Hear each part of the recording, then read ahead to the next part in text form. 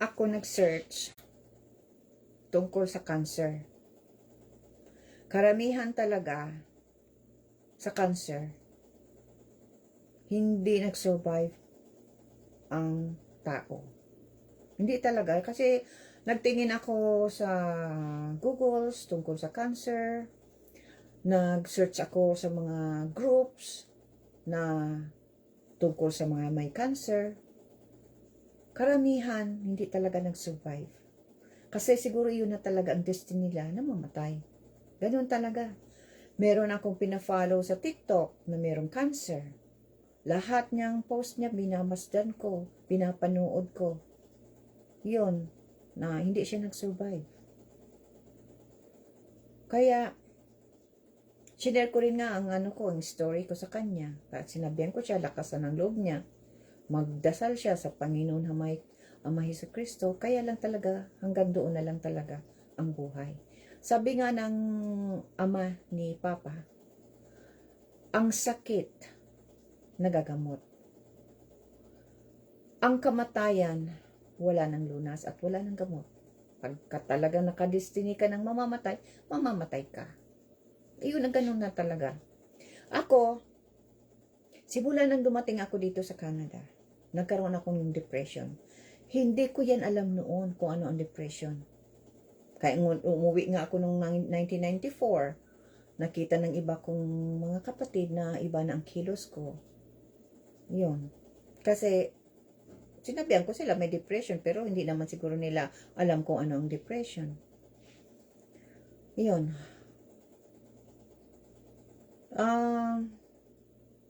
2012, yun. Na-diagnose ako ng complex post-traumatic stress disorder dahil nga sa mga pinagdaanan ko. Ayoko nang isa-isahin. Kaya ganun lang na mayroon akong matinding depression talaga. Hanggang ngayon. Lalo na yung pagkawala ni mama, hindi ko makayanan kasi dito sama-sama kami no. Simula ng dumating sila dito, silang kasama-sama ko, kasama-sama namin. Siyempre, magulang mo yun. Siyempre, kahit paano, maapektuhan ka talaga. Kasi magulang mo yun eh. Ganun talaga kapag magulang mo o pamilya mo ang nawala, masakit sa loob talaga. Ganun talaga yun. Kahit ibang ang tao, pag nalalaman mong namamatay na, ay patay na, maapektuhan ka rin kasi, bata pa, wala na, ganun. Kaya, nung ako na-diagnose ng cancer, ovarian cancer, carcinoma, ovarian cancer stage 4, ano yan talaga na hindi ko in-expect yun na magkaroon ako nun. Pero dahil nga sa nag-search ako na ang isang tao kapag sobrang depression, nahina ang immune system. Nag-search ako niyan sa Google na nahina ang ang immune system at kung ano-ano ng sakit ang pumapasok. Kasi mahina ng katawan mo wala nang panglaban. Dahil noon, grabe talagang depressed ko. Palagi kong naalala ang mga nakaraan, yung mga nangloko sa akin, kaliwat kanan, hindi ko ma-accept yung mga invest ko, linagay ko sa investment, tulad nung bahay, sa Adam, sa Mission, 1993, hindi nakabalik sa akin yung nailagay ko sa bahay. Kasi nga, wala. Hindi na sa akin nakabalik. Hindi na sa akin binigay. Sininter ko yun. Na hospital nga ako noon Na-emergency ako. Akala ko nga mamamatay na ako. Akala ko talaga kasi sumakit yung dibdib ko talaga. Na-emergency ako talaga. Nang nangyaring iyon. Kaya, tapos naloko pa ko ilang beses. Dahil sobra kong tiwala. Paulit-ulit akong naluloko. Kasi nga, naghahangad ako na may balik yung mga nawala sa akin. Kaya nag-invest pa ako kaliwat kanan. Pero lalo lang akong naluloko. Kaya hanggang sa nagkasakit ako. Sobrang tiwala. Pag sobrang talagang tiwala. Diyan na ang isang tao. Diyan naluloko. Kahit mo pa yan, relatives, kapag sa pera, hindi ka dapat magtiwala. Kasi hindi mo alam kung maibabalik pa sa'yo.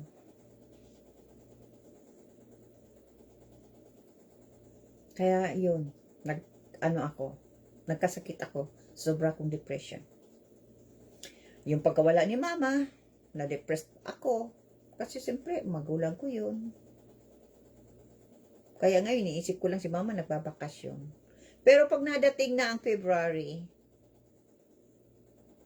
nalulungkot ako. At yun, siyempre, tinitingnan ko yung mga picture namin noon ni mama, yung nagsasama-sama kami, yun, naglalakad-lakad, yun na,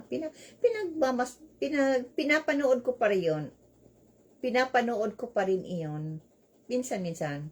Pero ayoko na magpa-apekto kasi nga nasa remission ako. Yan.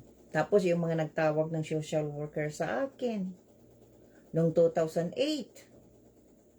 Yung na sinara-siraan ako. Tapos naulit pa yun. Yung 2015 yun. Dahil sa sobra akong depression, nag-commit suicide ako. 4 days ako sa ospital. Yung gamot na iniinom ko, pinaghalo-halo ko yun at ininom ko. Sa sobra akong depressed. Dahil nga, pag naalala ko yung mga ginagawa sa akin, yung mga paghuhusga sa akin, yung parang tapos nawala si mama, nagkaluko-loko yung marriage ko, yung ganon, tapos kaliwat kanan, ang mga pagbabash sa akin, sobrang mga haters, sobrang mga nagme-message sa akin ng mga hate messages, sobrang mga bashers ko, nalilalait ako mula ulo hanggang paa, yun. Tapos nalaman ko, isa pala sa mga bashers ko, pamilya ko. Yun, na-screenshot ko kasi nalaman ko rin na isa pala sa pamilya ko, isa kong bashers. Kasi nakita ko eh. Kaya naka-screenshot yun. Kaya, masakit sa loob pero wala akong magagawa, di ba? At least alam ko na ganun talaga. May galit sa akin. Hindi ko nag-aalam. Hindi ako plastic. Kaya nga, nandito ako, nagla-live ako. Hindi ako plastic. Ayoko yung, na sabihin sa akin, kung may galit sa akin, sabihin sa akin. Kasi ayoko malaman ko, ilang taon na pala nakakaraan, may galit pala sa akin. Ngayon, tapos malalaman ko lang. Mabuti na yun na malaman ko kung sino man sa mga kapatid ko may galit sa akin, sabihin sa akin. Para alam ko, mag-usap kung anong dahilan, kung ano yun, ang kinagkagalit sa akin, para alam ko. Tulad no, nang nandun ako kay kaate, sinabihan ako na deserve ko na magkasakit ako. Kasi, kung hindi dahil sa akin, hindi namatay si mama. Kasalanan ko daw pagkamatay ni mama. At, yun, dine-deserve ko ang magkasakit at yun nga, kulang pa yun. Kulang pa ang sakit kong ito siguro. Kung ako yung dine-deserve na mamatay na ako, siguro yun ang kabayaran ng hinahangad na mamatay na ako. Baka ganun talaga. May nagsabi raw sa kanya, kay ate, na dine-deserve ko na ako mamatay. Kasi, kasalanan ko kung bakit namatay si mama, kung hindi dahil sa akin, buhay pa sana si mama. Kaya dine-deserve ko ang magkasakit at yun, kulang pa yun. Kulang pa itong sakit kong ito O, ganyan. Sakit ang, ay, makati ang likod ko. Yan. Pero nagpe-pray na lang ako na sana dagdagan pa ng kaunti pang taon ang buhay ko kasi yung mga anak ko kailangan pa ako. At may promesa ako sa buhay, may mission pa akong gagawin na iyon ang ang gusto kong gawin sa buhay. Kaya nga yung mga iba kong mga gamit dito, pinamimigay ko na, hindi pa nga matapos-tapos, kahit sinusort out ko, marami pa akong i-donate, marami pa akong itatapon. At yun, iba, hindi ko pa na-impake. I mean, tatatati pa na lang, excuse me, para maipadala na ka Ate Ami, yung mga pasalubong, yung mga para sa kanila, sa mga kapatid ko, yan. Kaya, pag uwi ko sa Pilipinas, iyo pang iba kong gamit, ipapamigay ko sa pamilya ko, relatives ko. Yun. Kasi nung nagkasakit ako, doon ko na-realize na ang pera, mga kagamitan mo, kung anong, wala na pala yan halaga. Kasi, ang pinaka-importante pala, yung wala kang sakit. Yung healthy ka. Kailangan mo rin talagang pera. Pero hindi yun maging sakim ka, maging gahamang ka, maging ganid ka. Yung manggansyo ka ng kapwa mo para lang magkarami ka ng pera. Hindi yun mahalaga. Kasi hindi mo mautusan ng pera pag nagkasakit na. Naanohan ko yan eh. Naramdaman ko yan sa sabi ko, paano kung ako mamatay? Wala palang halaga yung mga gamit ko. Ang ibang gamit ko, itatapon. Ang ibang gamit ko, ikikip ng mga iba kong mga anak. Ang iba hindi, kasi mga lalaki ang mga anak ko. Ang mga gamit ko, sa mga babae. Siyempre, itatapon yun. Hindi ko yung donate. Yung nga sabi ko kay Dino, nung nasa hospital si Dino, nagbibisita sa akin, na kung hindi ako mag-survive, yung iba kong gamit, ipamigay. At ipamigay sa yan, kung kunin nila kung ano yung gusto at ipamigay sa iba. Kasi, wala naman ko ditong ibang mga kapatid na kailangan ng mga gamit ko. Kasi ang mga gamit ko naman, hindi naman mga importante. Para sa akin, importante yun. Pero sa iba, hindi. Yan. Kaya yung mga taong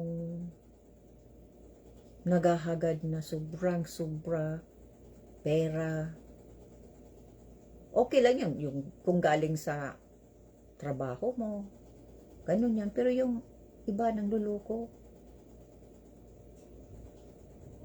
napaglin lang. Tulad ako, ilang beses ako naloko. Yun.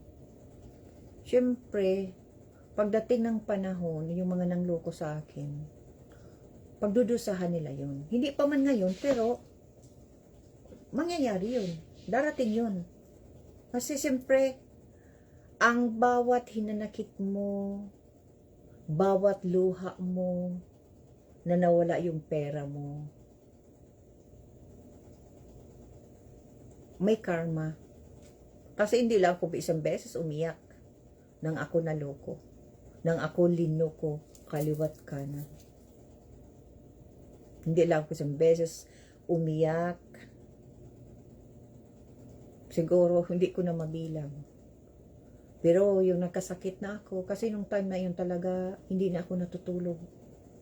Palagi akong umiiyak, lalo na nung nag-iisa ako. Kasi naawa ko sarili ko. Pero ngayon hindi. Hindi na ako naawa sa sarili ko. Kasi nung nagkasakit ako, may time na naawa talaga ako sa sarili ko. Kasi nabi, bakit sa karami-rami ng tao, ako pa? Pero, hindi inano kong sarili ko na lumaban. Lumaban ako. Yun. Nagdadasal ako. Nagmamakaawa ako sa sarili ko. nabigyan pa ako ng chance na mabuhay. Yun, na talagang kahit ako nasa banyo, nakahiga, nasa kahit anong ginagawa ko, nagdadasal ako talaga. Sa nabigyan pa ako ng chance na mabuhay. Yun. Kaya papasalamat ako at nakayanan ko yung chemo. Yung mga side effects ng chemo, sobra. May time na hindi ako makatulog. 3 days hindi ako nakatulog. Dahil sa side effects. Sakit ng katawan. Sobrang sakit talaga. Hanggang buto ang sakit. Hindi ka makatulog. Kaya, yung na sinagsabi na isa ako sa tumawag sa social worker laban kay Papa. Paano ko ka nagawa yun? Nang panahon na yun ay hindi ko nga makayanan ng sarili ko at magawa ko pa yun. Saka hindi ako ang tao mahilig magtawag na kung ano ang laban sa kapwa ko. Hindi yan. Kasi pag nagawa ka ng kasamaan sa kapwa mo, babalik yan at babalik yan. Babalik yan talaga. Hindi pa man ngayon, hindi pa man bukas, pero darating yun. Makakarama ang isang tao. Kung anong ginawa mong kasamaan sa kapwa, babalik yun sa'yo. Yan ang ko. Iyan, kaya, di ba, karamihan ng mga ibang namamatay, mamamatay. Hindi basta mamatay-matay. Kasi nga, kailangan na pagbayaran kung ano man ang mga naging kasalanan nila.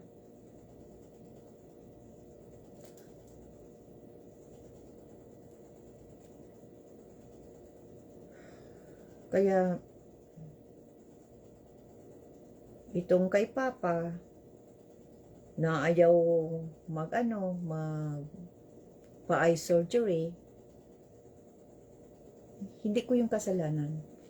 Hindi ko kinonvince si Papa na na hindi na siya magpa-eye surgery. Kaya nga Saturday, ngayon na darating, matawag ang doktor para ipakausap kay Papa. Kasi ayaw kong pagdating ng araw ay ako na naman ang sisihin ng lahat. Tulad ng pagsisi kay Mama. Na mabuti nga nung panahon na yun, may mga video ako kay Mama. Na inagalagaan ko sa hospital. Dito. Bago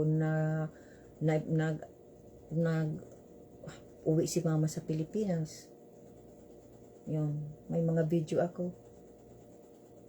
Saka hindi ko kayang magtawag sa magulang o magtawag sa social worker labang sa magulang o kahit laban sa kapatid. Hindi ko yan magawa.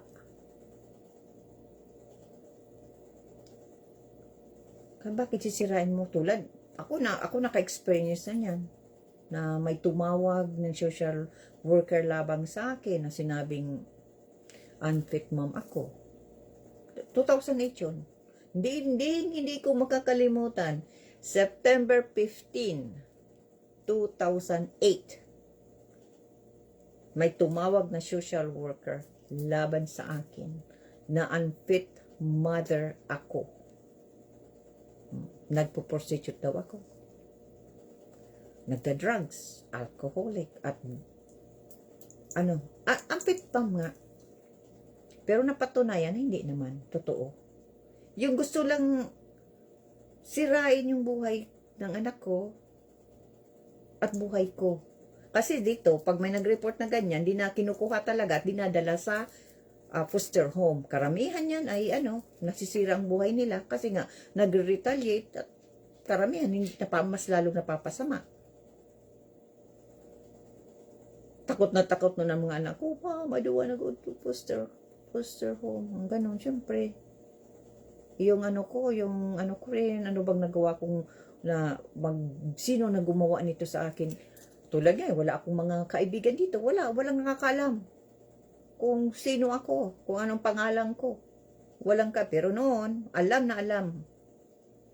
Alam na alam ang pangalan ko, ang pangalan ng mga anak ko, ang telephone number namin, ang bahay, lahat. Naulit naman yan. Yung kinukwento ko. Yung sobra kong depressed. Hindi ko na makayanan ang nangyari. Kasi bumabalik sa akin yung mga nangyari sa akin nung kararating, yung baguhan pa lang ko dito sa Canada. Lahat yun, nandyan sa utak ko. Kaya, yun, nag-overdose ako ng gamot ko. Pinmix ko yan at ininom ko. Yun, ako rin ang nagtawag sa social worker kasi naalala ko ang mga anak ko, ay hindi social worker. Ako rin tumawag sa sa 911. Kasi naalala ko kung paano mawala ng magulang. Ang isip ko, paano kung mawala ko? Paano ang gagawin ng mga anak ko? At that time na yun, may underage pag mga anak ko. Kaya nagtawag ako ng ambulansya. Pero nakapasok na sa katawan ko yung gamot ko. Yun nga, nandoon ako sa ospital. Nandoon si Doc, nagbabantay sa akin. Yung sabi ko kay Doc, I'm sorry, babantayan ako. May pinainom sa aking maitim at sumuka nga ako. Pero nandoon na nga yung ang gamot sa katawan ko. 4 days ako sa ospital. Kasi under observation ako. Kasi marami akong ininom eh. Kung natagal-tagalan noon, na siguro patay na ako, na-damage na yung liver ko, yung organs ko. Kasi nag-overdose nga ako noong panahon na yun. 2016 yun. Dahil nga sa sobrang mga nangyayari sa buhay ko na hindi ko na kaya. Hindi ko na kayang i-handle. Talagang ang tingin ko hanggang dito na lang. Dito na lang talaga. Yan. Noong kauwi na ko sa bahay, syempre, doon sa dating bahay, doon sa lumang bahay, meron pang gamot ang katawan ko. Hindi pa ako nagpa-function na lahat nakahawakan ko, wala pa akong lakas, na nahuhulog. Yan. Wala naglalakad ako para mawala akong lakas para akala mo, nasa ako, yung parang walang gravity. May tumawag na social worker para sa akin. Akala ko, para sa akin yun. Akala ko, dahil sa nangyari sa akin, akala ko, yun, matanong sa akin, bakit nagawa ko? Yun yung pabor sa akin. Nang dumating ang social worker, wala akong alam-alam, yung palang dalawang social worker na yun, against sa akin. Kasi may nag-report na ako daw ay violent. Ina-abuse ko daw mga anak ko. Unfit mother ako. Ganun naman ang mga yung mga accusations sa akin tulad ng 2008. Tapos, alcoholic daw ako at nagda-drugs ako. Ay, hindi ko madipinsan sarili ko kasi nga, kalalabas ko pa lang sa hospital, kahit ako nag-explain sa doon sa social worker, mas pa ang pagsalita ko, yung parang siyempre, yung gamot ko nasa katawan ko pa. Kaya sige, nag-inom ako ng tubig, yung sabi sa akin. Pero ilang araw bago yun sa normal, yung katawan ko. Hindi ko nadipinsiyan sarili ko. Pero tinanong yung anak ko. Tiningnan. Nakita nila na okay naman. Kalagayan ng anak ko. Si Doc. Kasi ang pala nila, si Ilray, ang pala nila, kunin din itilagay na naman sa foster home. Oh my God. At doon talaga ako na ano ba itong ginagawa sa akin? Sino ba yun naman na nagsumbong laban sa akin? Yan. Kaya yun, sa kong iyon, sa sobra kong depressed, na hindi ko talaga may handle, Mula noon, yun, nagkasakit ako. Doon ko na-realize ang mga nangyari sa buhay ko. Nung nagkasakit na ako. Yun na, sabi ko, oh my God, pinarusahan ko pala ang sarili ko. Kasi wala akong ginawa, umiyak, sisihin ang sarili ko sa mga nangyari sa buhay ko. Miserable ang buhay ko. Pero nga hindi na. Hindi, naging matatag na ako. Inano ko sa isipan ko, kailangan maging matatag ako. Hindi ako magpa-apekto sa mga nangyayari sa buhay ko.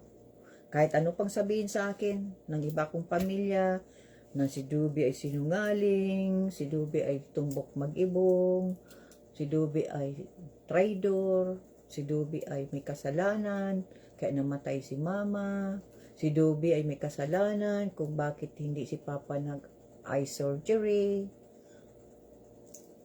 Hindi ako maano yan. Ayoko nang, okay lang, kung anong sabihin sa akin. Yan.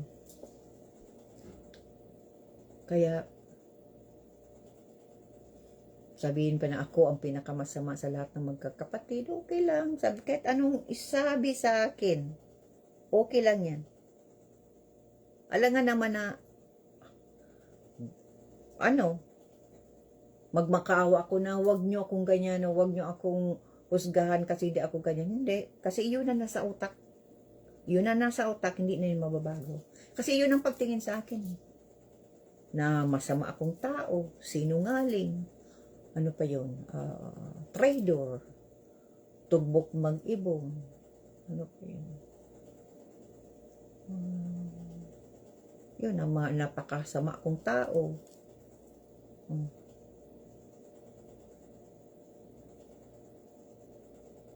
Plastic ako. Hindi mo na mababago yan sa isang tao kapag iyan na talaga ang tingin sa'yo. Hindi na yan mababago. Kaya, ayoko makipag-away, yan.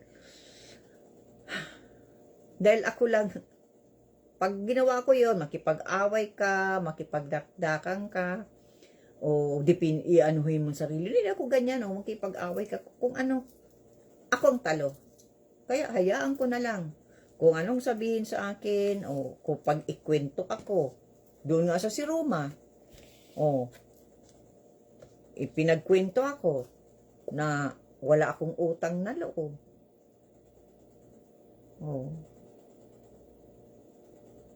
Kaya ang dapat, siyempre yung iba, makikinig yun kasi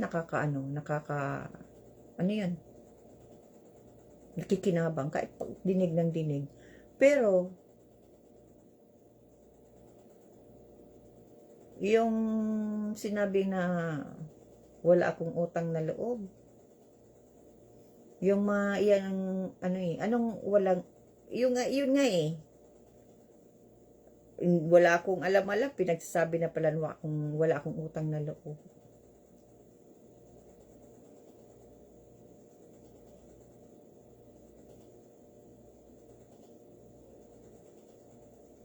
Kaya kung anong sa akin, okay lang. Basta hindi ako magpapa-apekto. Dahil ang ikli lang ng buhay. Hikli lang talaga ng buhay. Maraming mga tao na mamatay. Kaunti lang sakit, patay na. Tingnan. Marami ako nagtitingin yan sa sa Google. Tungkol sa mga kung sino ang namatay ng mga artista, yung mga sikat na artista.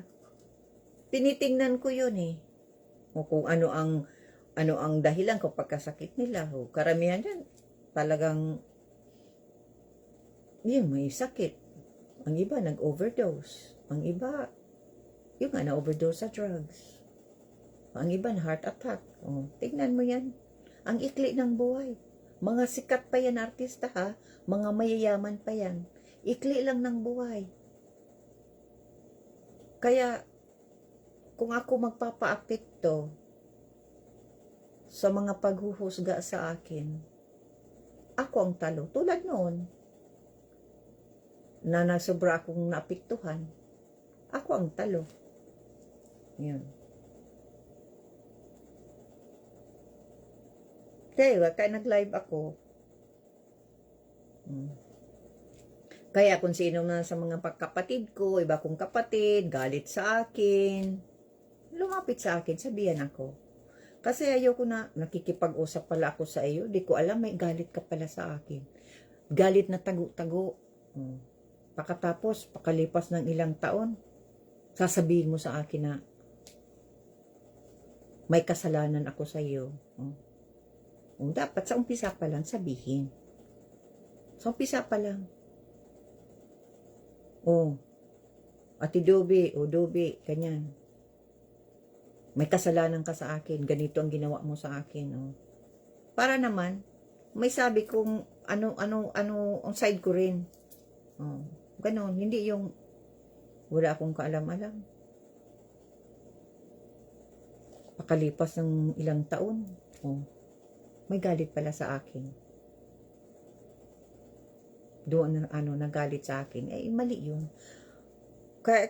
Kaya sa lahat ng mga mga kapatid ko, kung sino man sa inyo may galit sa akin, sabihin nyo sa akin kung ano ang pagkakamali ko sa inyo. Ayoko na masabi ka doon may galit ka sa akin. Lapitan ako, sabihan ako. At mag-usap tayo ng masinsinan kung ano man ang nagawa kong kasalanan. Para mag-usap tayo.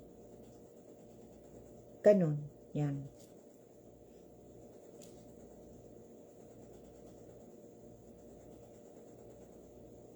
Kasi yung nagkadiskusyon ng kami ni ate, sinabi ko sa kanya kung anong mga hinanakit ko sa kanya.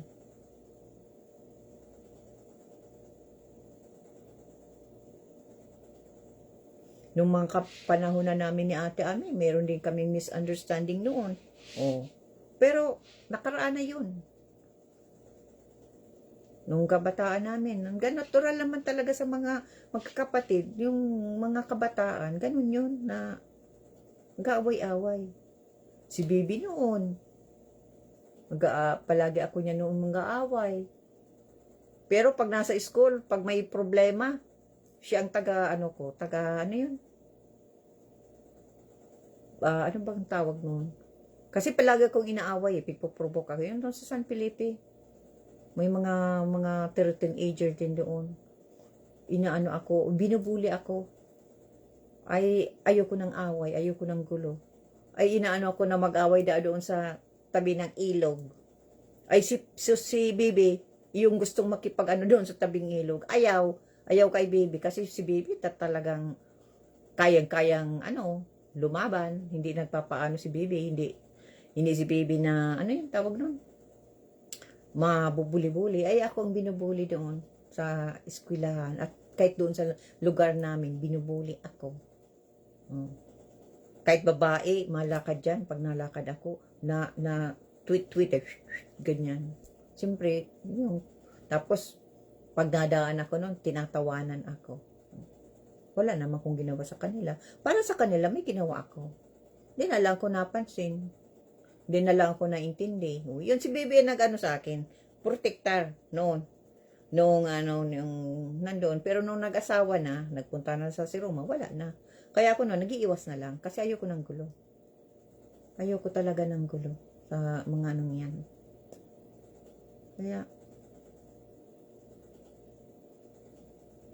Kaya yung ko, kung sino man sa inyo, sa mga kapatid ko, ulitin ko ulit, kung sino sa inyo galit sa akin,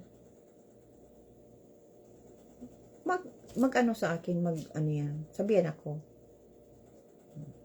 Tulad ni ate, ipinakwento ako doon sa si Roma, na wala akong utang na loob.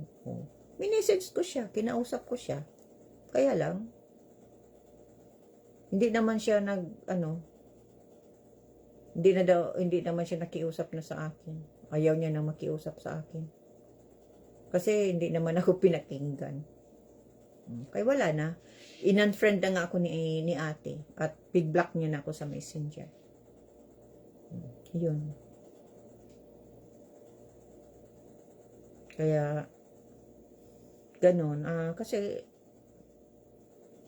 kapag pigkukwentuhan ka sa ibang tao, nakakarating man yun. Kasi ang karamihan dyan, may dagdag na. Kaya, yun, inano ko. At saka may proof yun eh. May pinadala sa akin siya daming, sulat. Nasulat niya talaga na wala akong utang na loob. Ate Ami, nabanggit ko yan. Huwag kang magalit.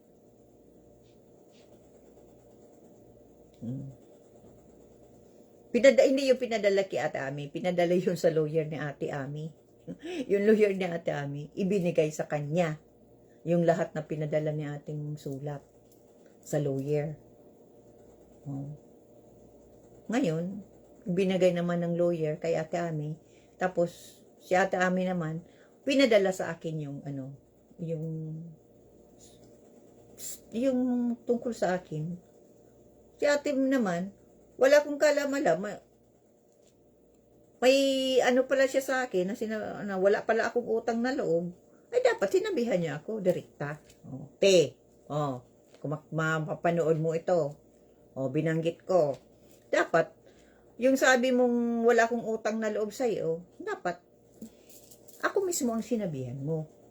Hindi yung nakarating sa sa si Roma, ang nakarating sa akin.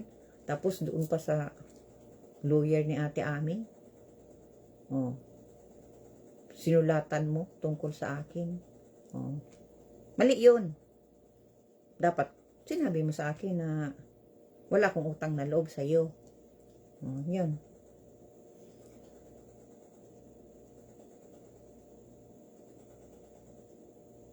Kaya yun. Yun ang sabi ko. Sabi ko nga, ang pamilya ni Mama sa ni Papa, parang isinumpa. Kasi nga, tatawa na lang ako. Kasi nga ganito eh. Gaaraway-away. May mga galit sa isa't isa na hindi ko maintindihan. Yan. Pero mabuti na yun na magdistansya sa isa't isa. Para wala ng gulo. Ganon yun. Kung may galit naman pala sa isa, tulad kung may galit sa akin, mabuti na magdistansya na sa akin. Kasi, ayoko makipag-plastikan sa akin. Nakikipag, ako na, tapos, plastic pa lang sa akin. At may galit pala. Matagal lang may galit sa akin. Hindi ko alam. Tulad ni ate. May galit pala siya sa akin. Na sinabing wala akong utang na loob.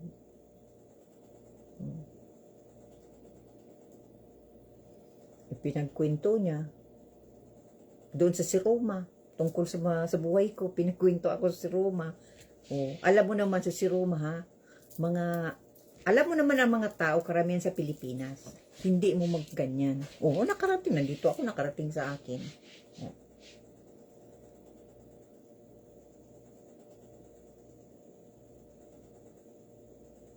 Kaya, mahirap yung one side lang ang pinapakinggan. Dapat, maganda yun na dalawa nag-uusap kung may galit sa isa't isa. May galit sa akin, dapat sabihan ako. Kung sino sa mga pamilya ko may galit sa akin, i-confront nyo ako. Punta kayo dito, uusap tayo. Dubi, kita tayo sa kung saan dyan na lugar, sa Tim Hortons, o magkape, o mag-McDonald's, o kung saan nyo gusto. Pumapunta ako doon at nag-usap tayo. Huwag dito, kasi kung dito, baka magkagulo, kawawa naman si Papa. Yan. Kasi pa rin matanda na, 93 years old na yan. Hindi na yan din-deserve na marinig ang mga away-away, yung taasan ng boses, yung sigawan. Hindi ganun. Kaya ako, kakalma ako. Ayokong sigaw. Kasi ako mapiktuhan. Nasa remission ako. Bawal sa akin ang magalit. Kaya nga nagla-live ako. Alam nyo ba kung bakit ang dahilan nagla-live ako? Para therapy ko. Therapy. Wala akong sinisiraan. Linalabas ko lang ang ano ko, ang gusto kong sabihin. Kasi parang therapy ko ito. Kasi ayoko i-ano ko lang at ako mapaka-apektuhan. At syempre, nasa remission ako. Bawal na bawal na bawal na bawal sa akin. Million times na bawal ang ma-stress. Kasi pag na-stress ka, apektado ang health ko. Yun, mag-away-away na naman dyan. At yung cancer, magagaran niya naman yan. Oh. Ganyan. Nakikita niyo yung Matrix? Yung pelikulang Matrix, nasa loob ng ganyan, yung mga ganyan papasok doon sa, ano na yan, ano yan? Yung doon sa ship ng ano, ng bida. Ganun yun. Pag ang cancer, ang paboritong kain niyan ay stress, depression. Number 1, gustong-gusto niyan, ang galit ka. Pag naggalit ka, nagbababa ang immune system mo. Gustong-gusto yan ng cancer. Pagkain niya nila yan. Para sila mag-mutate at talagang ganyan, dumami. Yan. Kaya, ayoko magpa-apekto. Kang panahonan nga, may sakit ako, hindi ako pinapaniwalaan na ako ay may sakit na carcinoma, ovarian cancer stage 4. Walang naniniwala. Alam nyo ba kung bakit walang naniniwala? Kasi hindi ako nagpapakita na kaawaan ako. Kahit mga anak ko, yung nagbibisita mga anak ko doon sa, doon ka ate, kasi nandun ako, nabisita sa akin. Tamang-tama naman ay may,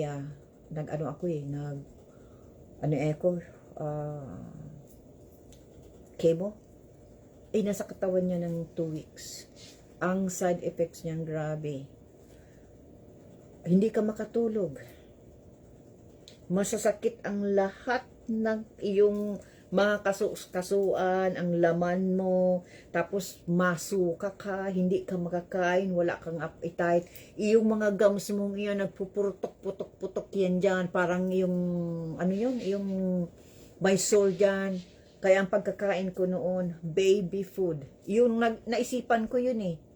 Naisipan ko yun na iyon ang kainin. Kasi, yung matitigas na iyon, hindi ko makain. Ayoko naman na lumunin na dahil hindi ganyan, no? Kaya, nagpabili ako kay ate ng canned food. Yung baby food. Yung baby cereal. Minimelt ko yun at yung kinukaan. At pag hindi ko talaga makain, straw. Ini-straw ko yan para diretso sa tiyan. At may iniinom akong hindi pangpasuka. Mahal ang gamot. Mahal ang gamot na iniinom ko noon. Yung para hindi ako magsuka. Anong time na yon, wala akong pera na cash. Yun, si ate muna ang nagagastos ng gamot ko. Pagtapos buwan, yung kahit mahina-hina pa ako, napilit ako magpabangko kahit nahihilo ako. Kasi parang wala kang lakas talaga. Kahit ito nga ganito, hindi ko mabuhat. At itong bowl, itong cup na yung, cup ko. Ito, hindi ko ito mabuhat kasi wala akong lakas. Pag sobrang bigat. Pigaganyan ko yun, Kaya nga nagbili doon sa ating mga, yung milamay na cup. Ganun. Yun. Para yung magamit ko.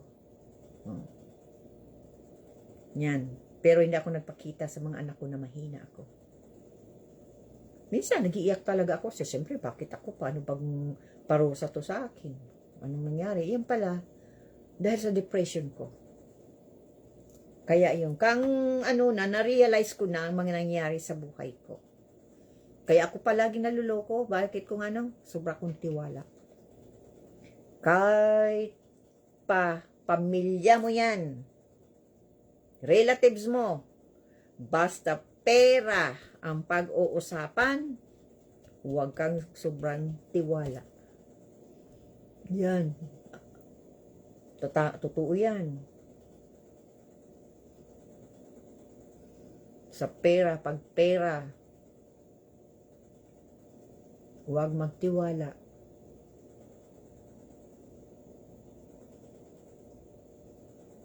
Kaya yun nangyari, yung ibang tao yun. Naluloko ako, pero yung ano na nagkasakit na ako, na-realize ko, ang lahat na nangyayari sa buhay ko, ganun pala, kaya pala ako palagi naluloko, kasi sobra akong tiwala. Yun. Pero ngayon, wala na. Wala na akong tiwala talaga. Maduda na ako masyado. Hindi na ako basta-basta tiwala. Kikilalanin ko muna bago ako magtiwala. Kahit pa yung kilala mo, taon bago mo makikilala ang isang tao. Kasi, ganito yun ha. Ang iba kasing tao, kung ano ang gusto mo makita sa isang tao. For example, naghahanap ako ng mga kasama ko sa buhay. Kung ano ang gusto ko, iyon ang ipapakita.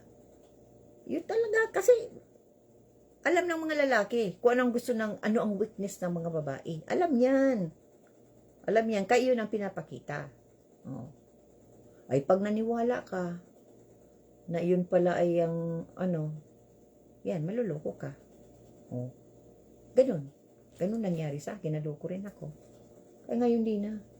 Dapat kilalanin mo ang isang tao ng matagal. At kilalanin mo nga tanong ka muna sa, ano, sa ibang tao. Kung ano ang pagkatao niyan, bago ka magtiwala. Kahit pa magpakita sa iyo ng kabutihan, sa umpisa lang yan, pag nakapasok ka na sa bitag, lalabas at lalabas ng ugali niyan. Ganyan yan. Kaya wala na akong tiwala talaga. Kaya mga anak ko, pinapayuhan ko sila na huwag silang gumaya sa akin. Na sobrang tiwala. At sinabihan ko rin ang mga anak ko na magmahalan sila bilang kapatid. Kapag ang isang kapatid na walang-wala, tulungan. Hindi yun, nakita mo na yung kapatid mo naghihirap, aanuhin mo pa, papahirapan mo pa, ay mas hindi yan maganda. Kasi kung yung hinanakit no ng kapatid, ang luha noon, ang sakit ng loob noon, karma yun sa taong gumawa. Hindi man ngayon makakarma, darating ang araw noon, magkakarma yun. Kasi marami na akong nakita na gano'n na nangyayari. Kung kailan tumanda na, doon na nakarma.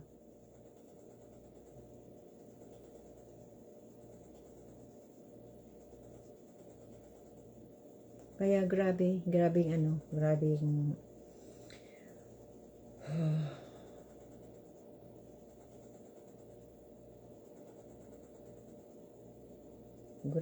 mga nangyayari sa buhay.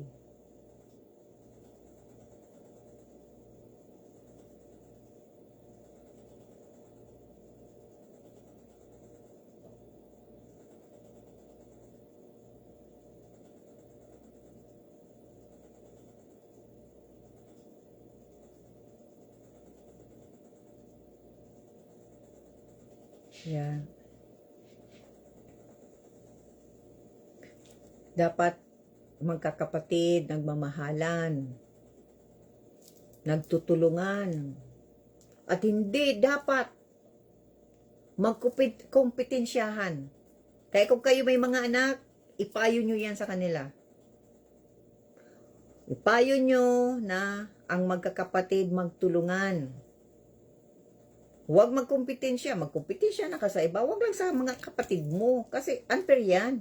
Kasi sa magkakapatid, merong mayaman, merong maghihirap. O maano yun eh. Unfair yun. Nakukumpetensyahin mo yung kapatid mong naghihirap.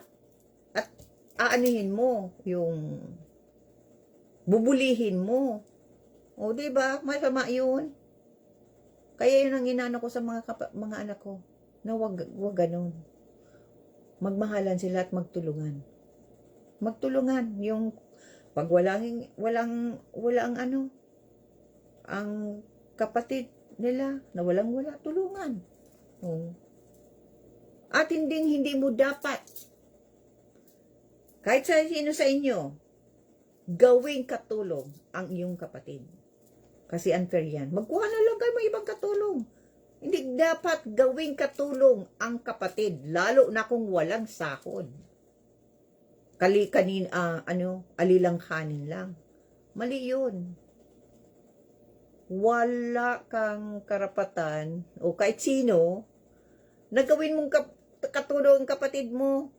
Tapos papakainin mo, pagkatapos pagkukwento mo kung saan na pagmamayabang mo na binigyan ko yan. Yan, tapos walang utang na loob. Hindi ganyan, maano yan. Hindi maganda yun. Dapat ang kapatid, protektahan mo. Aayusin mo ang buhay niya. Lalo pa kung walang kaalam-alam sa buhay. Ayusin mo ang buhay niya. Lalo na kung baguhan dito sa Canada. Dapat ayusin ang buhay. Kasi, lalo pa kung bata pa, walang kaalam-alam. Dapat turuan. Hindi yung na walang kaalam-alam sa buhay, pagkatapos gagawin lang katulong, tapos pagsasalitaan, aabusuhin. Yun, mali yun. Maling-mali. Kasi, yung ginawa hindi makalimot. Nandyan lang naka-record dyan. Pero one time na isasabi yung mga hinanakit niya.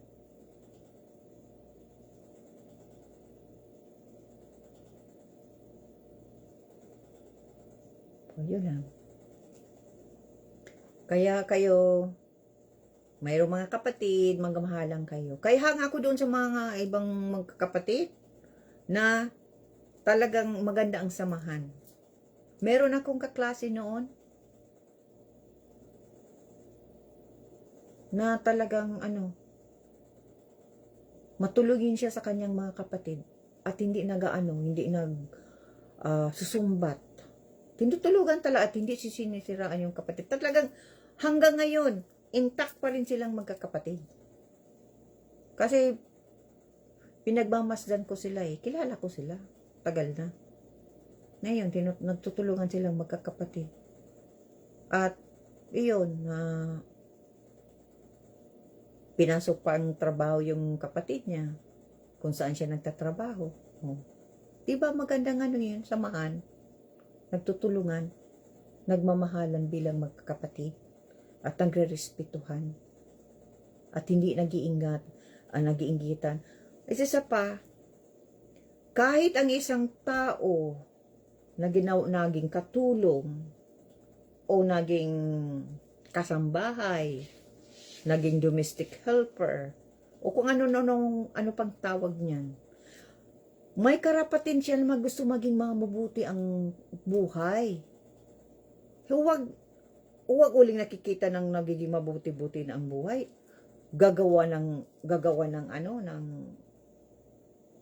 kasamaan para i-destroso ang isang tao. Mali yun. Para hindi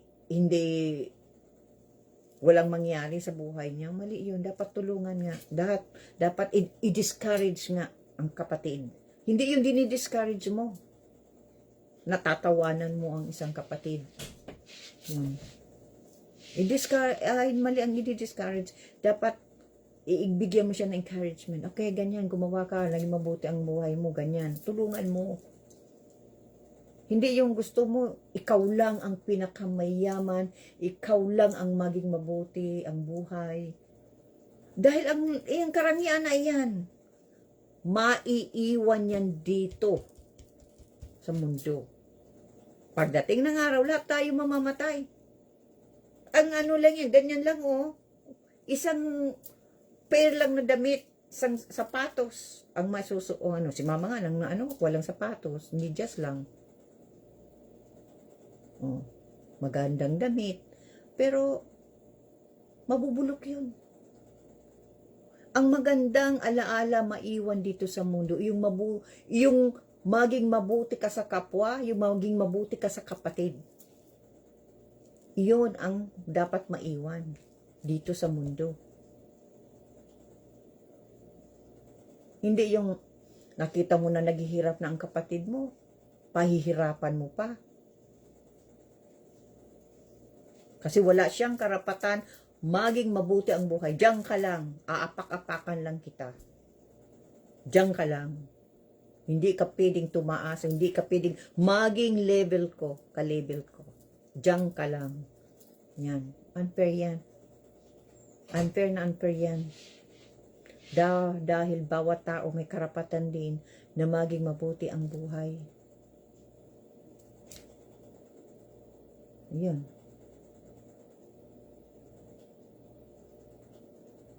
At huwag humusga sa kapatid.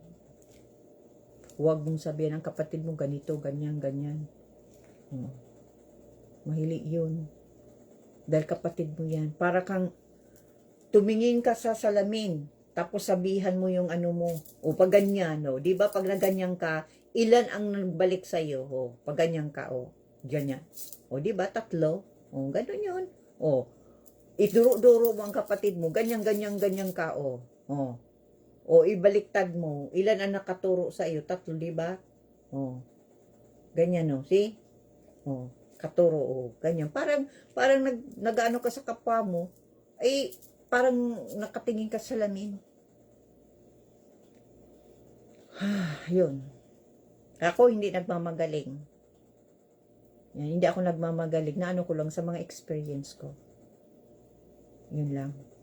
Na experience ko sa buhay. Lalo na sa mga pigdaanan ko. Yun, ang mga hinanakit ko sa buhay. Kinakausap ko ang counselor ko. May counselor ako. Nagka-counseling ako. Lahat ng mga nangyari sa buhay ko, nasa counseling yan. Nasa counselor, susulat. Naka-record yan. Lahat.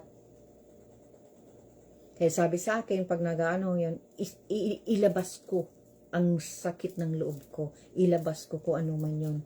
Kasi, masakit sa ulo pag palagi mong iniisip yung mga ginawa sa iyo. Yung mga nakaraan. Kasi may time talaga na napapanaginipan mo yun. Ngayon, napapanaginipan talaga hindi umalis. Bigla na lang parang nakabalik ka sa panahon na yun. Yun, nung nandoon ako kasabay ni ate, palagi ako doon na nightmare. Palaging ano.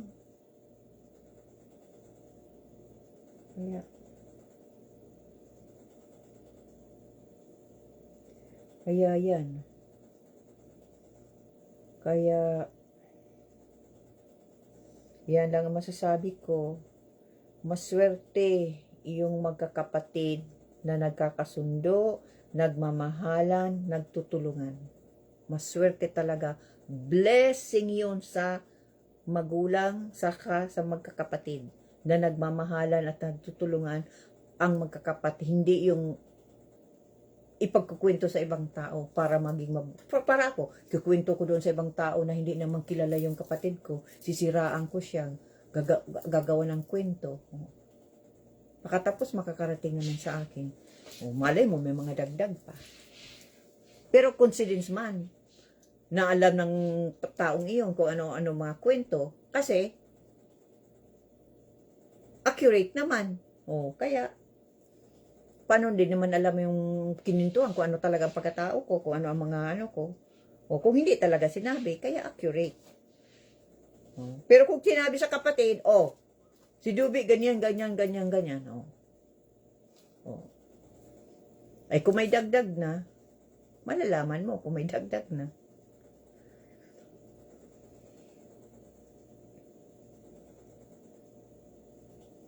Hindi ako naninira dito. Kaya nga nag-live ako. Alam nyo kung bakit. Uulitin ko ulit. Ayokong ikip dito ang galit ko. O sama ng loob ko. O ang para ako nagtiterapi. Nakikiusap sa aking counselor. Kasi ganyan eh, pag nagka-counseling ka. Lahat ng mga hinanakit mo sa buhay, lahat ng mga isasabi mo yan. Kaya,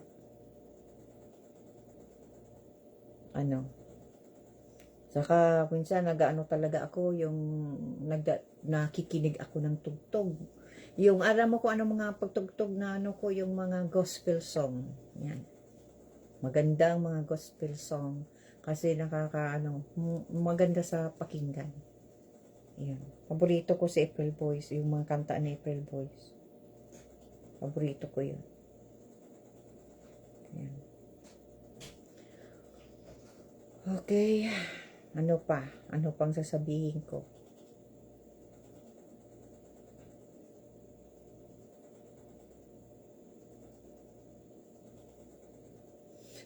Ako, nasa remission. Ginagawa ko ang lahat na yung alagaan si Papa. Pero may time, di ba, na si Papa, siyempre 93 na. Minsan mapili sa pagkain. Siyempre, minsan parang napipikong ka na rin. Ganyan. Kasi ginagawa mong lahat. Tapos, minsan nga, naiiyak na lang ako. One time, naiyak ako kasi nga, hindi na gusto ni Papa yung linuluto ko. Pero nga naunawaan ko na lang. Natututo na lang akong pakisamahan si Papa kasi paano ay matanda na. Kaya inaano ko na lang. Yan tawag doon? Iniintindi ko na lang. Inuunawa ko na lang. Dahil one time noon dinala ko sa pagkain, ayaw niya ng pagkain kasi nga wala daw lasa, walang asin. Walang asin yung linuluto ko. Yun. Kaya yun, rin ako, naiyak ako sa kitub ko, umiyak talaga ako. Kaya lang, siyempre, pag yun, nalipas din naman. Ayun. Kaya iniintindi ko na lang si Papa. Kasi siyempre matanda na yun, 93 na. Blessing nga, sa edad niyang iyan. Nagahang-on pa si Papa. Ang iba, wala na. Karamihan dito, talagang sa edad niyang iyan, talagang wala na. Kaya, sa pakikipag-usap kay Papa, dapat mainahon na, hindi yung mataas ang boses. Kasi siyempre, nakakaaraw na yun sa kanya, nakaka-stress din. Ganun.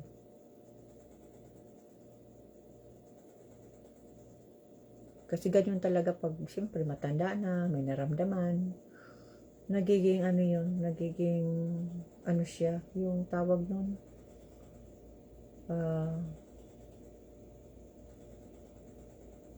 Naawa siguro sa sarili niya. Pero strong si Papa. Strong siya. Kaya minsan yung namamaga ang paa niya, hindi siya makalakad. Parang kumbaga yung na rin siguro siya, masabi siya, pabigat siya, ganyan. Pero try ko naman ang lahat na na ginagawa ko. Try my best talaga. Yan. Naakyat ako doon sa taas. Dinadalahan ko ng pagkain. Minsan doon ako nakain sa taas at nanonood ng TV. Pinapanood namin yung Rapitol po at mga cowboy. Paborito ni Papa, cowboy. At ako naman, minsan sabi ko, yung action movie. Napanood kami niyan. O pag nababa na ako. Tulog na. Kaya,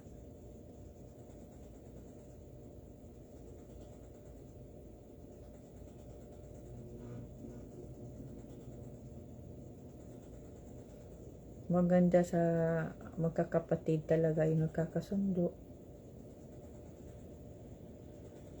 Kahit may galit ka sa magulang mo, Isipin na lang na si Papa ay 93 na. Ganun. Hindi natin alam, hindi natin hawak ang buhay ni Papa. Baka sa pagtulog niyang iyan, hindi na gumising. Kasi karamihan sa mga matatanda, ganyan eh. Na hindi na nagising. Tapos yung galit mo sa ama mo, magigilty ka pagdating ng araw kung wala na si Papa. Ano pa? Wala na. Kahit ka pa magsisi, maghingi ka ng tawad, hindi na yun magsabi, oh, pa, I'm sorry, ganyan, may nanakit kasi ako sa'yo, kaya hindi na ako nagpunta sa'yo, ganon, galit ako sa'yo, oh, I'm sorry, pero nagsorry ka pa rin, hindi na yun maririnig. Kahit pa ilang beses ka pagsisihan kung ano yan. Kasi may time talagang ganun eh, darating yun, na pag wala na ang isang tao, kahit pa anong galit mo sa isang tao, nawawala yun. At yun, makakaramdam ka na ng guilt. Kaya, yun, alisin yun. Kahit ano pang galit sa isang magulang, bisitahin pa rin si Papa. Kasi hindi natin alam eh. Hindi natin alam kung kailan ang buhay ng isang tao. Lalo si Papa, 93 na. Kahit sino sa atin, hindi natin alam kung ano kung gigising pa tayo bukas. Walang nakakaalam. Kaya mas maganda yun, matulog ka, walang galit sa dibdib mo. Ganun. Wala kang galit. At magdasal. Yan ang ginagawa ko. Nagdadasal ako. Kung ano man mga nagawa kong kasalanan, naghihingi ako ng tawad sa Panginoon na may Kristo. Kasi tao lang naman tayo. Kung may pagkakamali tayo.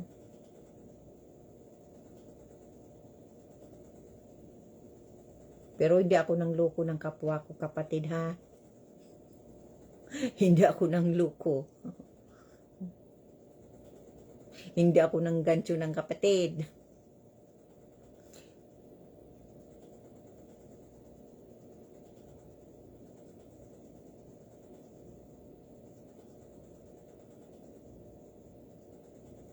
Hindi ako ano ba yun tawag noon? Inuto-uto mong kapatid mo. Hindi ako ganon. Dinadaan ko na lang sa tawa.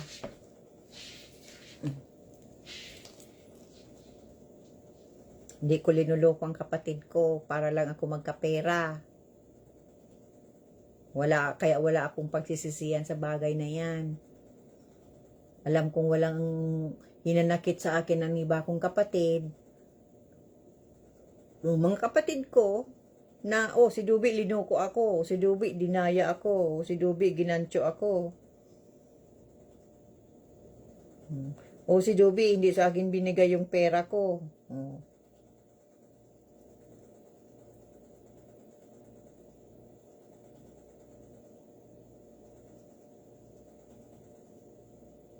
Wala silang hindi sila hindi nila ako pwedeng sabihin ng ganyan. Kasi wala akong linulokong kapatid. Hindi ako namimira sa kapatid ko. Okay, kahit sa magulang ko. Hindi. Hindi ako namimira sa Hindi ko, ano tawag noon sa... Nakalimutan ko na. O linuloko ko si Papa. Napirahan. Kasi may guilty conscience ako eh. Ang guilt, iyan ang ang masamang kaaway.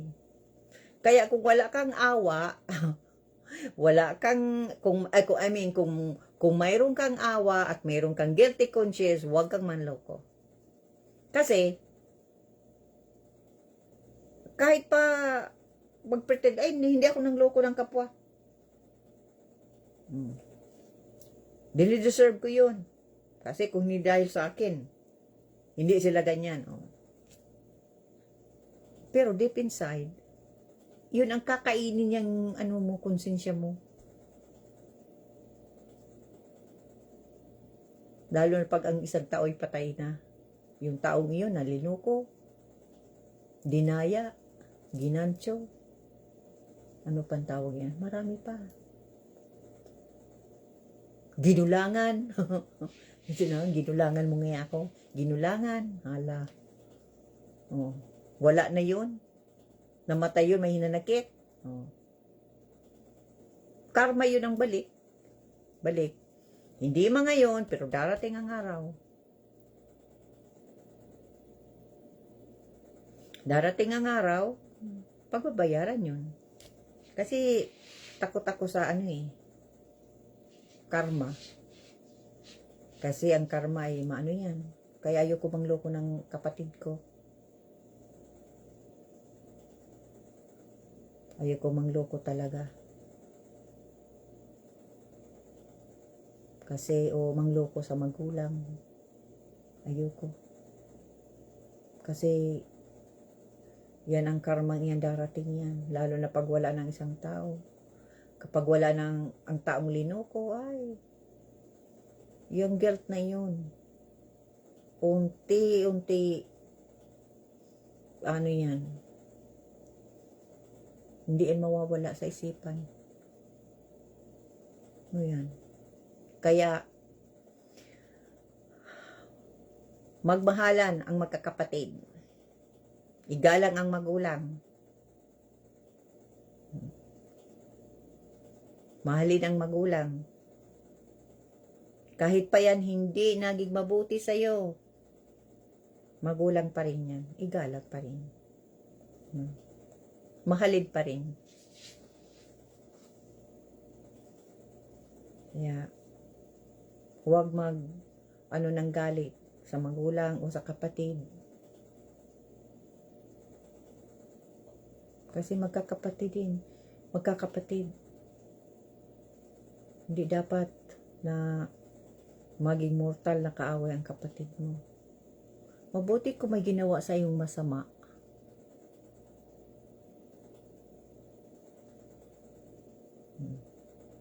Halimbawa,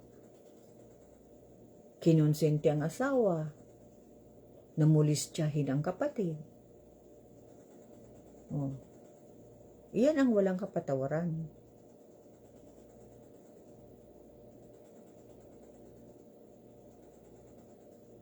Hindi mo, yung kapatid mo, hindi mo pinagtahan at masama. Hinayaan mo. Namulistyahin siya. For example, tulad ko, may asawa. Hinayaan ko si Alec na, binigyan ko si Alec ng permiso, mulistya ng kapatid ko. Wala yung kapatawaran. Tapos yung kapatid mo, nagsumbong sa'yo, hindi mo pinapaniwalaan, pinapabayaan mo lang. Pagdating ng araw, pababayaran mo yan. Yan. Kaya, yan ang walang kapatawaran. Wala yang kapatawaran.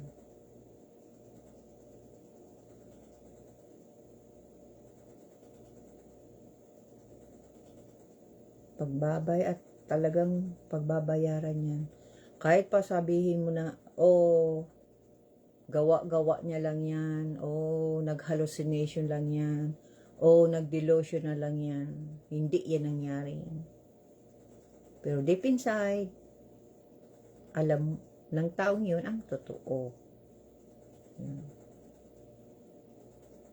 Kaya, ang kapatid, dapat protektahan. Ang kapatid dapat mahalin, ang kapatid dapat tulungan, ang kapatid dapat hindi gulangan, hindi dapat gantuhin, hindi dapat lukuhin, hindi dapat dayain. Ganun. Kaya yan ang mga ina-advise ko sa mga anak ko. Magtulungan silang magkakapatid at magrespetuhan. At wala akong favoritism sa mga anak ko. Kasi di mo alam, pag may favoritism ako sa mga anak ko, yung isang anak na yun, maghinanakit yun sa akin. Mahirap yun, mali yun. Kaya, yun. Kaya, tsaka, ako tulad ko, si Dean may asawa na. Hindi ako nakikialam sa buhay ng anak ko, yung asawa niya. Hindi ako hindi ako naga-against kung sino man asawahin ng mga anak ko. Hindi ako yan. Hindi ako, kasi, siyempre, pag nag-against ako sa asawa ng anak ko, mahinanakit ang aking anak. Magagalit sa akin. Ayoko ng ganyan. At, siyempre, mahalin mo ang iyong apo. Yan, mahalin mo ang iyong apo. Hindi mo yun dapat talikuran yan. Talagang, hindi mo yung dapat na, wala akong apo. Hindi, pwede. Tanggapin mo na may apo ka. Kaya ako, may apo ako. Tanggap ko yan. Tanggap ko ang apo ko. Hindi ako pwedeng sabing, ay, ayoko, may apo ako, ayoko. Hindi pwede. Kasi, kita naman sa mukha ko, na ako ay matanda na. May wrinkles na. Yan na, puti na ang buhok ko. See? Tsaka, kahit pa ilang beses ako magparitoki, madideform lang ang mukha ko, kababanat ng tanggapin, ang pagtanda, tanggapin. Kasi lahat ng tao, tatanda. Nag-search ako dyan sa Google, tungkol sa mga artistang nagpaparapabanat, ay, ang karamihan, nadideform na. Tanggapin, ako, tanggap ko na. Tanggap ko na ako ay, matanda na, tanggap ko na ako'y may apo na, tanggap ko na yan lahat, tanggap ko na ako mataba. Paano naman makutataba? Siyempre, masarap kumain. Yung nagkasakit ako, sobra ang payat ko. My goodness, hindi na maganda. Kapag ang isang tao nagkakaedad na, hindi ka pwede nang magpapayat na sobra. Kasi, siyempre, yung muscle mo natutunaw na wrinkles na. Kaya ako, okay lang na ganito. May wrinkles pa ako dyan. Okay, tanggap yan kasi talagang nasa edad na. Hindi na yan dapat talikuran na, ayoko ng ganyan. Hindi. Kung artista ka, okay lang na magpababa ka ng edad. Magpababa ng edad. Yan, okay lang yan. Kung artista ka, pero kung hindi naman artista, bakit ka magpapababa ng edad? Yun ako, ano-ano ng mga sinabi ko. At late na dito. Yun. At yun nga pinipray ko kasi gusto ni Papang makabakasyon sa Pilipinas. Yun ang gusto niya. Sana mangyari pa rin. Nangyari pa rin ang makauwi siya. Kasi na-postpone yung flight namin . Dapat nandyan na kami. Pauwi na kami ngayon dito. Wala na baga yung ticket namin. Parang wala na.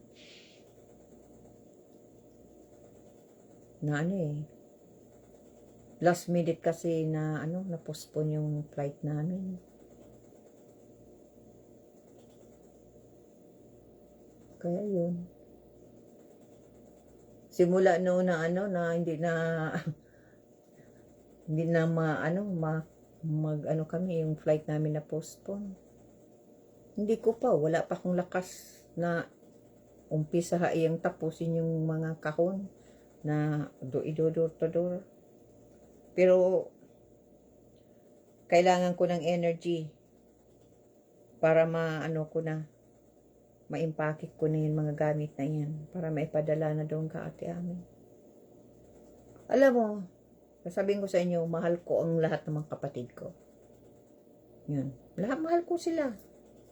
Mahal ko ang magulang ko, mahal ang kapatid ko. Yun. Kung hindi nila ako mahal, okay lang. Basta mahal ko sila. Kasi ayokong matulog ako na may galit. Mahirap kaya yun, na may galit ka. ka rin maapektuhan. Saka pag sobrang galit mo sa dibdib kasi pinagdaanan ko na yan. Ako rin ang apektado. Ako rin ang nagsuffer. Okay nga, nagkasakit ako. Di ba? Nagkasakit ako. Dahil wala na rin sa puso ko ay galit. Galit sa mga taong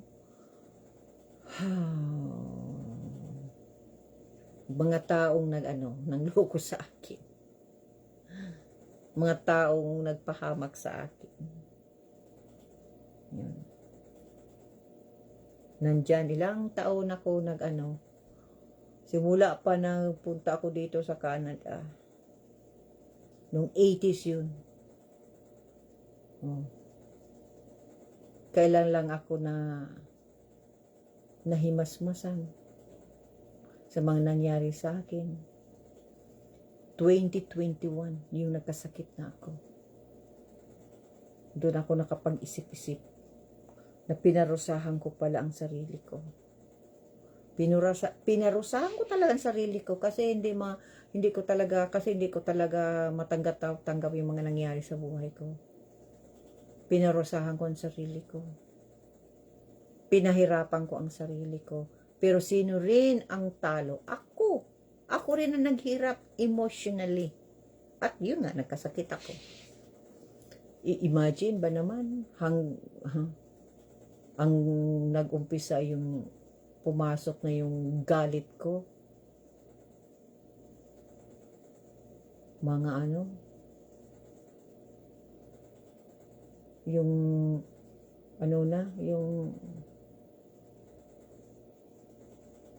late 80s. Doon na yung galit ko talaga. Mga galit ko sa buhay. Tapos lumala yun. Yung nagkaanak ako. Kasi di ba nagkakaroon ng depression. Doon na nabuksan. Pero hindi ko masyadong alam kung anong depression ng panahon na yun. Hindi ako nag-counseling. Hindi ko pa alam kung anong definition ng depression. Pero ngayon, dahil may Googles na, lahat ng gusto kong alamin, nakukuha ko sa Googles. Kaya, pasalamat ako sa Googles. Kaya ngayon, kapag ako, yung stress, kasi hindi nawawala, linalabanan ko. At tulad ngayon, sinasabi ko ang para ako nagte-therapy. Kasi pag ilinabas ko na, ipinagkwento ko na, ipinagsabi ko na kung ano ang naramdaman ko, parang yung dito na wala na, hindi tulad noon, nandito lahat yan. Kaya ang ko sa buhay ko, wala nang direksyon. Para akong kumikilos noon na parang robot. Kaya, pero ngayon, alam ko na mga nangyari sa buhay ko. Ayun, at natuto na rin akong maging kalma. Naano ko na rin ang depression ko. At ayokong magalit. Ayoko, kahit i-provoke ako ng sino, talagang nakakaya ko ng, yun? Ano bang tawag nun? I-control. Yun, pag hindi ko na-counseling ako. Para doon ko isabi ang mga kung anong naramdaman ko. Ganun.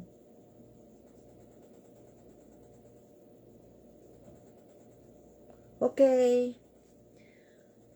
Maraming salamat sa mga nanonood. Kung sino man kayo, maraming salamat. Yan. Para ako nag-therapy. Nag-counseling. Yan. Maraming salamat sa inyong lahat. Yan. Okay. Kung sino man sa inyong nanonood, maraming salamat. Okay. God bless guys. God bless you all. God bless me. Okay. Maraming salamat. Kumusta na lang sa inyong lahat. Yan. Maraming salamat. Maraming salamat. Okay.